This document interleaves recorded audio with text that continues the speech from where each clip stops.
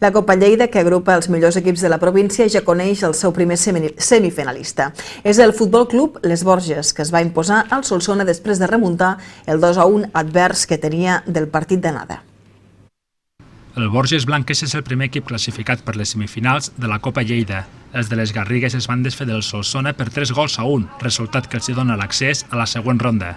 En el partit d'anada, el Solsona es va imposar per 2-1 i, per tant, els de Josep Maria Espasa tenien l'obligació de sortir per la victòria des del primer minut. I així ho van fer. El Borges va dominar l'encontre en els instants inicials, a la recerca d'un gol que es tornés a fer entrar de ple a l'eliminatòria. Davant, però, hi havia un Solsona ben plantat, esperant la seva oportunitat a la contra. Una oportunitat que es va fer realitat al minut 30, quan en una ràpida acció ofensiva, Xavi va fer el primer pels visitants. La reacció dels locals va ser pràcticament immediata. En la jugada següent, Monti feia l'empat. En la segona meitat es va repetir el guió de la primera, un Borges dominador davant un Solsona perillós a la contra, especialment en les botes de Xavi. La igualtat al marcador es trencaria a favor dels locals gràcies a Sergi, que amb una gran diana feia el 2-1.